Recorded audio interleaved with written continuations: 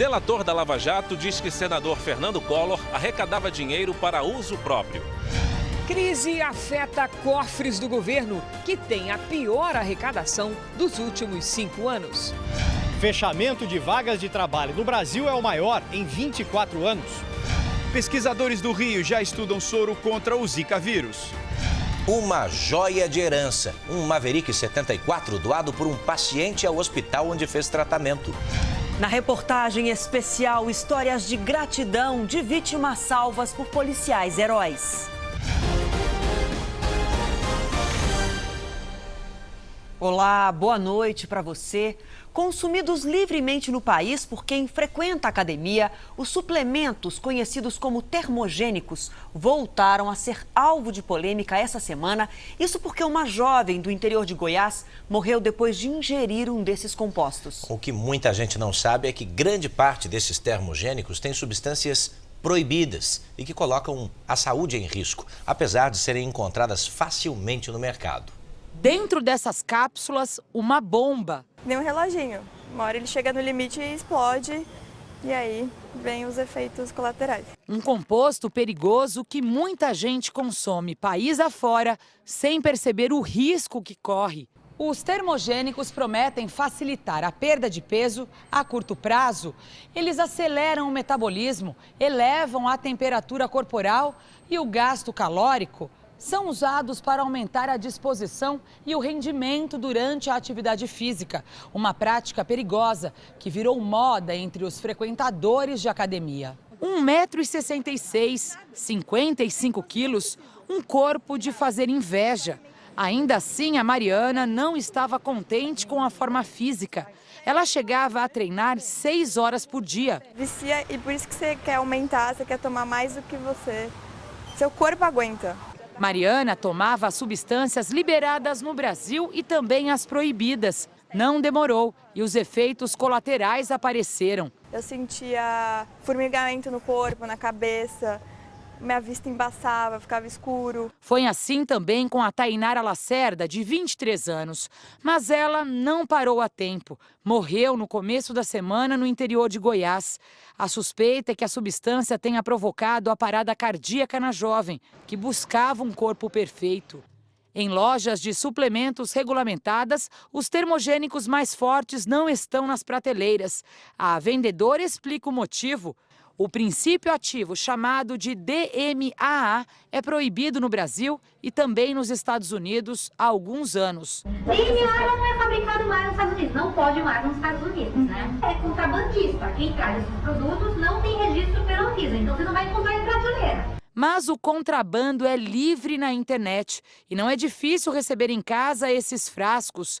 Alexandre Torelli, especialista em medicina esportiva, explica que mesmo os suplementos regulamentados no país só devem ser consumidos depois de uma bateria detalhada de exames. Oferece muitos riscos à saúde, por conta de eles ativam demais os receptores cardíacos. A pessoa pode ter náusea, vômito, né? Ela pode ter desmaio, né? Ela pode evoluir com uma arritmia posterior ao uso dessas substâncias. Além desses efeitos colaterais, Mariana sofreu danos nos rins e fígado. Hoje, ela tem que fazer exames a cada 3 meses para verificar se está tudo bem. Até que ponto vale a pena um corpo perfeito? Não vale fazer isso, né? Olha, o Brasil perdeu 1,5 milhão de vagas de emprego no ano passado. O número foi divulgado hoje pelo Ministério do Trabalho e é o pior desempenho nos últimos 24 anos. O número de demissões em 2015 foi muito maior que o de contratações. O resultado foi o fechamento de mais de 1,5 milhão de vagas. O pior desempenho do mercado de trabalho em um ano desde 1992. A região Sudeste foi a que mais perdeu empregos com carteira assinada, seguida pelo Nordeste e pelo Sul. Norte e Centro-Oeste também tiveram números negativos. Quase todos os setores da economia tiveram redução no número de empregos. A exceção foi a agricultura, que abriu 10 mil vagas. O pior resultado foi da indústria, que fechou mais de 600 mil postos de trabalho. Só a indústria paulista eliminou 235 mil empregos. Para o ministro do Trabalho, apesar do desaquecimento da economia, o país ainda tem um mercado com boas condições. O dado importante é que a crise, as dificuldades de 2015, que foram importantes, mas elas não foram capazes de destruir as conquistas importantes ao longo dos últimos anos. Este economista diz que o desemprego vai continuar aumentando neste ano. A tendência de desemprego é crescer e de crescer ainda forte daqui para até o segundo semestre. A partir do momento que acabou o dinheiro e o emprego não voltou, essa pessoa vai deixar de consumir. No ano passado, São Paulo foi a cidade que mais fechou vagas, 150 mil. Na Zona Norte, este shopping, que vai ser inaugurado em março, pode garantir um alívio, com muitas contratações. A gente tem expectativa de inaugurar com 100 lojas. E aí, no prazo de 1 ano, 2 anos, a gente tem os 100% de lojas locadas e aí a gente tem a expectativa de gerar mais de 2.000, 2.500 empregos diretos. E o dólar, hein? O dólar comercial teve a terceira alta seguida hoje, fechou a R$ 4,16. É o maior valor de fechamento desde a criação do Plano Real em 1994. A marca foi atingida depois da decisão de ontem do Copom de manter a taxa básica de juros em 14,25% ao ano. Cientistas do Rio de Janeiro começaram a desenvolver um soro para tentar conter o avanço do Zika vírus em bebês ainda na barriga das mães que foram infectadas. Alguns estudos para verificar como a doença age nas células cerebrais dos fetos também tiveram início na Fiocruz. A ideia é usar células-tronco para descobrir como evolui a microcefalia. A partir do vírus que transmite a Zika, os especialistas querem saber quais células do feto são atingidas e de que forma elas causam a microcefalia. Eles irão usar minicérebros produzidos em laboratório a partir de células-tronco. O trabalho consiste em injetar o vírus nessa massa celular e acompanhar como ele afeta a formação do cérebro dos bebês. O estudo é conduzido pela Fiocruz em parceria com o Instituto Privado e poderá revelar outras sequelas, além da microcefalia. Enquanto uma equipe de cientistas tenta descobrir novas informações sobre como age o Zika vírus, uma outra frente científica busca um antídoto. Pesquisadores brasileiros desenvolvem um soro que possa bloquear os efeitos da doença. O método é semelhante ao utilizado na confecção dos soros contra o veneno de animais peçonhentos, como cobras, aranhas e escorpiões. O Zika vírus será injetado em pequenas quantidades em cavalos para estimular a produção de anticorpos. A retirada desse material é a base para a produção do soro. O problema é que as ampolas vão demorar a sair. A expectativa é de que as primeiras doses estejam disponíveis em 3 anos. Uma vez aplicado numa pessoa que tenha o vírus da Zika circulando, ele vai reconhecer o vírus, se ligar a esse vírus e minimizar a ação, impedindo o desenvolvimento da doença. Além destes avanços, o Brasil também trabalha com autoridades dos Estados Unidos para eliminar o Aedes aegypti. Segundo um anúncio feito hoje por esse diretor do Instituto Americano de Doenças Infecciosas, a alternativa mais eficaz no momento é liberar mosquitos estéreis no ambiente para conter a reprodução.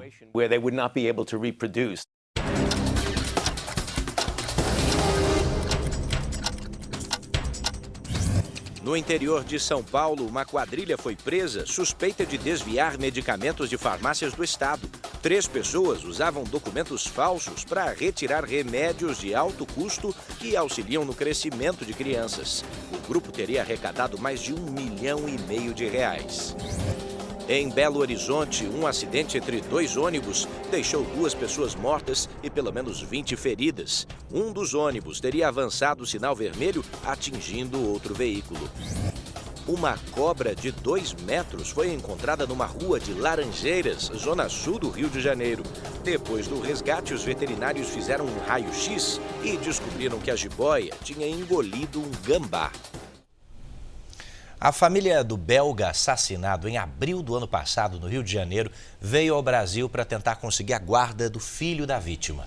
Atualmente, a criança de 3 anos está com a avó materna. A mãe do menino está presa, acusado de encomendar a morte do ex-marido. Participaram da audiência, que corre em segredo de justiça, os parentes do belga morto e a avó materna, que hoje tem a guarda do filho do casal de 3 anos. Ben-Livan era casado com a brasileira Ana Kellen Moura. Ele foi assassinado em abril do ano passado dentro do albergue de que era dono na região central do Rio. Para o Ministério Público, Ana Kellen queria a herança do ex-marido e foi a mandante do crime executado por Sandro Fernandes Reis, sargento do Corpo de Bombeiros. Os dois estão presos e aguardam julgamento.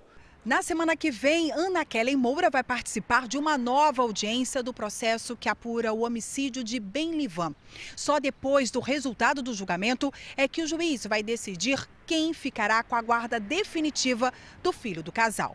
Para este especialista, a condição financeira não define qual das famílias terá a guarda da criança. O juiz vai determinar que seja feito um estudo, uma avaliação social, uma avaliação psicológica, verificar antecedentes dessas duas famílias, se não existem qualquer condutas desabonadoras que venham a prejudicar o salutar desenvolvimento dessa criança. A família belga tem dificuldades para manter contato com a criança. Minha família é Elza, mãe de Ben, se emociona e conta que depois de perder o único filho, só pensa em levar o netinho para a Bélgica e dar melhores condições de vida para a criança. Após determinação da Justiça, a Polícia Federal interditou o complexo portuário de Tubarão, em Vitória. A Vale só poderá retomar as atividades de minério e carvão se adotar medidas que minimizem ou evitem a poluição do mar e do ar. O que parece chuva é, na verdade, minério de ferro caindo no mar. O flagrante registrado pela Polícia Federal foi fundamental para a decisão da Justiça. Por tempo indeterminado, o complexo portuário de Tubarão, em Vitória, está proibido de movimentar cargas de minério e carvão por suspeita de crime ambiental. O carvão que é colocado dentro dos navios, a poeira dali dispersa no ar. O inquérito foi instaurado com base numa ação civil pública proposta pelo Ministério Público do Espírito Santo em 2013. No ano seguinte é que a investigação veio para a Polícia Federal. Este perito ficou impressionado com a quantidade de pó de carvão lançada no ar durante as atividades da siderúrgica. Eu estou assim, brilhando porque a gente estava na lancha fazendo a coleta do material para poder fazer análise e estava chovendo minério literalmente em cima do barco. A Polícia Federal lacrou equipamentos no porto administrado pela Vale. Caso a interdição seja descumprida, a siderúrgica estará sujeita à multa e os responsáveis à prisão. A Vale procure adotar medidas que minimizem ou até mesmo façam cessar toda e qualquer repercussão ambiental dessa atividade econômica. Em nota, a Vale informou ainda que a medida paralisa as atividades na empresa no Espírito Santo, causando grande impacto na economia do estado, e vai adotar todas as medidas judiciais cabíveis para restabelecer as atividades no porto. Na Inglaterra, um juiz concluiu o inquérito sobre a morte do espião russo Alexander Litvinenko e envolveu no relatório o nome do presidente Vladimir Putin. O relatório da Justiça Britânica traz fortes acusações contra Moscou. Alexander Litvinenko, ex-espião da KGB, fugiu da Rússia e se tornou crítico do governo. Em Londres, colaborava com o Serviço de Inteligência do Reino Unido. Ele morreu envenenado em 2006. Os suspeitos do crime são Andrei Lugovoy, um ex-guarda-costas, e Dmitry Kovtun, um ex-oficial do Exército Vermelho. Eles negam a participação. Litvinenko e os dois supostos assassinos se reuniram neste hotel de luxo. Na época, a investigação identificou que o chá do espião foi contaminado com polônio, uma substância radioativa. Agora, quase 10 anos depois, os britânicos dizem que a morte dele provavelmente foi autorizada pelo presidente russo Vladimir Putin. A viúva de Litvinenko cobrou sanções contra Putin e diplomatas russos. O primeiro-ministro britânico não descartou a ideia. O governo de Moscou lamentou a divulgação e disse que o relatório teve motivações políticas. Aqui no Brasil, a Justiça Federal começou a ouvir em Curitiba réus da ação que apura suposto pagamento de propina para o ex-ministro José Dirceu. Um delator da Lava Jato revelou como teria feito repasses ilegais de dinheiro ao ex-ministro e ao PT. Milton Pascovitch disse ao juiz Sérgio Moro que a propina era paga com dinheiro desviado de contratos da Petrobras com a construtora Engevix. O delator afirmou que 4 milhões de reais foram repassados ao PT por meio de doações oficiais e revelou que fez entregas em dinheiro vivo que somariam 10 milhões de reais ao ex-tesoureiro do PT, João Vacari Neto, entre 2010 e 2011. Fazia como através de uma linha que eu tenho com rodinha. Cabia, 500 mil reais cabia. E entregava a ele aonde? Dentro do Diretório Nacional do PT, na sala dele. Pascovitch contou ainda que recursos foram repassados para o ex-ministro José Dirceu através de contratos de fachada de até 1 milhão de reais entre uma empresa dele e outra do ex-ministro e do irmão de Dirceu, Luiz Eduardo Oliveira. A pressão dele em alguns meses, a pressão feita pelo Luiz Eduardo em alguns meses era muito forte. Ou seja, eu não tenho outro caminho a não ser vocês me pagarem, me repassarem recursos que nós tínhamos. Recursos dele represados. Para os procuradores da Lava Jato, o ex-ministro teria recebido quase 12 milhões de reais desviados. Ele está preso há 5 meses em Curitiba. Até o fim do mês, a justiça deve ouvir os 15 réus da ação que respondem por lavagem de dinheiro, corrupção e organização criminosa. E o ex-diretor da área internacional da Petrobras, Nestor Cerveró, disse que repassava milhões de reais todos os meses ao senador Fernando Collor de Mello. Apontado como responsável pelas indicações de cargos-chave na BR Distribuidora, o senador Fernando Collor de Mello, do PTB de Alagoas, é citado mais uma vez pelo ex-diretor da área internacional da Petrobras, Nestor Cerveró. No acordo com o Ministério Público, divulgado pelo jornal O Estado de São Paulo, Cerveró afirma que o ex-presidente não arrecada para o partido, mas para ele mesmo. Diz ainda, o senador é rico de família, muito esbanjador, e que o negócio do senador é dinheiro. Nestor Cerveró revelou que Pedro Paulo Leone Ramos, suspeito de ser o operador financeiro de Collor, repassou propina ao senador sem precisar o valor correto, mas que a quantia chegava a milhões de reais por mês. Segundo Cerveró, a propina vinha de licitações para a construção de tanques de armazenamento de combustíveis. As obras foram aprovadas por todos os diretores da BR Distribuidora. O processo seria direcionado à UTC Engenharia. O dono da construtora, Ricardo Pessoa, admitiu aos investigadores da Operação Lava Jato que pagou 20 milhões de reais a Fernando Collor para participar dos projetos na subsidiária da Petrobras. A presidente Dilma Rousseff pediu hoje uma ação conjunta para superar a crise. Afinal, os cofres federais estão cada dia mais magros. O resultado da arrecadação de 2015 foi o pior dos últimos 5 anos. O freio na economia ao longo de 2015 teve impacto duro nos cofres do governo federal. O mês de dezembro foi o 9º consecutivo a confirmar. Entra cada vez menos dinheiro no bolo da arrecadação, que está encolhendo. A economia teve um desaquecimento forte, intenso, que se acentuou ao longo do ano, e esse desempenho fraco da economia, sobretudo da atividade industrial, impactou o resultado da arrecadação em 2015. Com indústria, comércio e serviço produzindo menos, arrecadou-se menos em impostos federais. E com mais trabalhadores desempregados, menos gente pagou imposto de renda, queda de 7%. Resultado, a arrecadação de 2015 ficou em 1 trilhão e 200 milhões de reais, 5,6% menos que no ano anterior. Só o desconto que o governo oferece em impostos, a chamada desoneração tributária, retirou dos cofres públicos mais de 100 bilhões de reais no ano passado. Ainda assim, a presidente Dilma continua prometendo investimentos sociais e em infraestrutura. Hoje, em Pernambuco, ela apelou por uma ação conjunta para vencer a crise, apesar das divergências. Dilma participou da inauguração de uma via expressa no Recife. O governo federal arcou com a maior parte do custo da obra, 331 milhões de reais. Um dia depois da conversa com o vice Michel Temer, que sugeriu ao governo ouvir mais e buscar união, Dilma voltou hoje ao tema. Nós hoje precisamos muito dessa capacidade de ação comum, de entendimento em algumas coisas, sem prejuízo da nossa liberdade de manifestar e de ter opinião diferente.